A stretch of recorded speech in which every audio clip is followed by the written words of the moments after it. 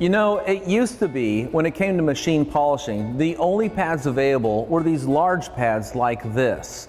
If you wanted to work into a thin panel or a tight area, you had to use something like this and work by hand, and your tool is basically elbow grease.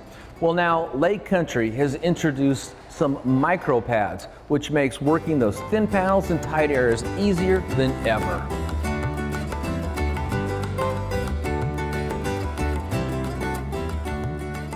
Mike Phillips with Autogeek.com, and we're on location in Oconomowoc, Wisconsin, and I have with me here Dave Patterson.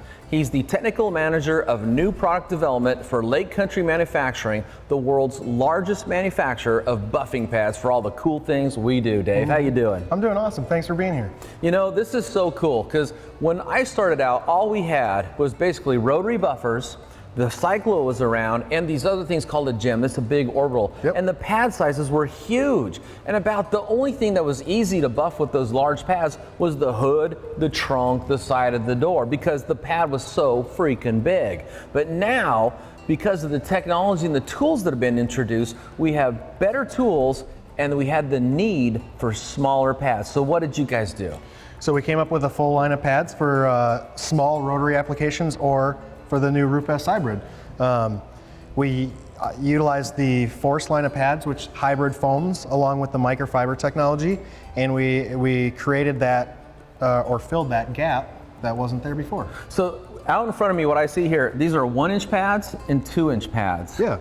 And that makes them perfect for doing things like the A-pillar, getting to the thin, tight areas, especially on exotic cars, you know? Yep. And before, again, back then, everything for those types of things had to be done by hand. Yep. You know, and that's okay. It's important to have hand skills, the ability to use your hand to work out defects like swirls, water spots, and scratches by hand. But it tires me out, and I know it tires you out. Yeah, and now we got tools to make our lives easy. Yeah, it's great. And you know, just like anything else, is you think it's just a small pad, just like every other pad, but there is actually a significant amount of work that went into it based on the shape and thickness of it. Because if it's too thick, it gets on a rotary tool at least, it gets a twisting type of a movement where the pad actually grips the surface and the whole pad is twisting as it's spinning, so it wants to knot like a pigtail. Sure. And if they're too thin, the weight of the polisher, even if you're using a smaller rotary like a PE8, it tends to want to just collapse the pad. Just collapses yeah, it. So even though it's just a very basic, simple concept, there was a lot of thought process put into thickness and foam choice and how we were going to set that up. You know, and I've actually used some pads that are what you would call cylindrical. Yep. And the reason for the taper, at least from what I noticed, is it causes the pad to mushroom out, or if you have a cylindrical pad, it will mushroom in, and it reduces your footprint. So actually the shape of the pad, that taper, is there for a reason. Yeah, absolutely. So for one, it's very precise. You know, for tight areas, you want that edge where you can slide up in there. But just like you were saying, a straight edge pad, if you video or take a picture of it, it actually collapses in on itself. Yeah, it collapses in on itself. And then the other thing is, everybody has a little bit different technique, right or wrong, whatever it is, it works or it doesn't. Yeah. But one thing is when you use heavier pressure, the pad ends up coming up onto the sides and still creates a little buffer. It mushrooms out. It mushrooms out, yeah. And that's actually what you want to do. You don't want it to shrink in, you want it to go out. Yep. And I think the reason for that, and you're the pad expert, is because when you remove the substance at a taper like that, the pad can easily flex outward instead of bending inward. Exactly, yep. Okay, so now this pad line, of course, you get different types of foam, and even I see a microfiber pad there. And again, this is back to the idea of having the right tool for the job. So you've got the cutting pads, you've got the fiber pads, and the softer pads. Let's go ahead and walk through the different colors and what they mean to the average person detailing the car. Yeah, absolutely. I would say most of the people are going to choose their 3 core pads, something along those lines. When you get into really small pads, we have a full variety.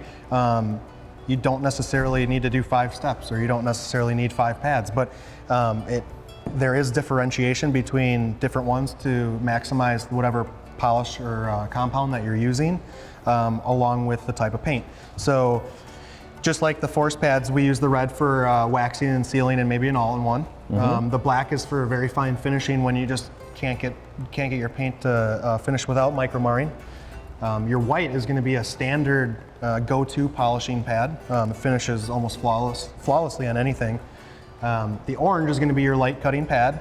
I find that a lot of people, even though it's light cutting, they typically like an orange or a white. So they choose one or the other. Me, I use both, but. Sure.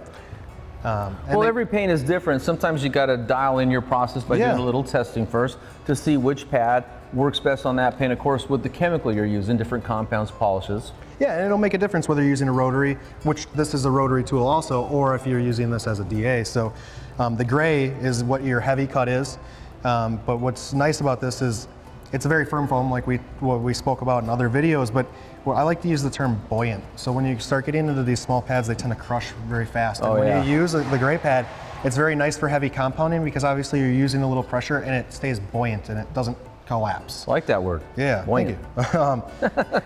But yeah, and for heavy cutting, we're obviously utilizing microfiber. Sure. So the fibers actually act as a form of abrasive to work with whatever abrasive technology you're using with your compounder polish or cleaner wax. Yeah. And so you got two things cutting for you, but because it's microscopic in size and it's actually very soft and gentle, it'll actually finish out really nice too at the same time. Yeah. Unlike, say, a wool pad, which does tend to want to just keep on cutting and cutting and cutting. Yeah, absolutely.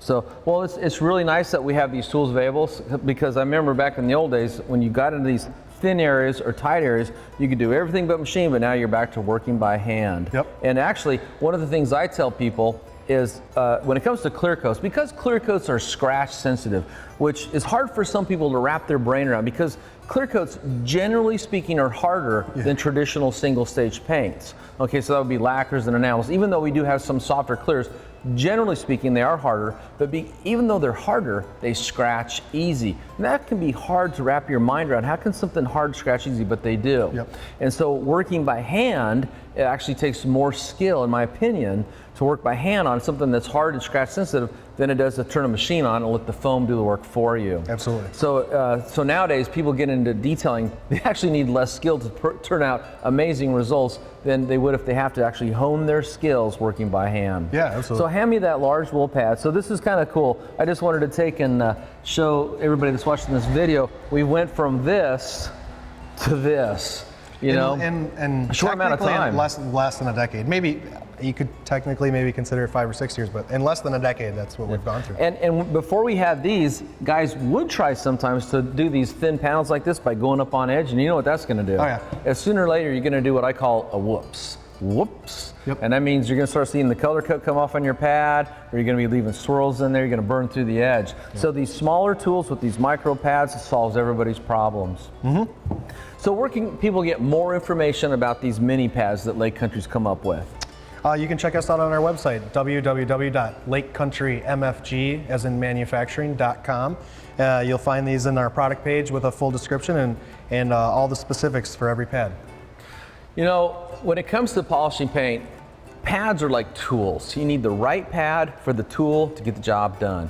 And Lake Country, you guys spot on. You always have the best pads on the market. You can trust the name Lake Country when it's on the pad. Thanks, Mike. You're welcome.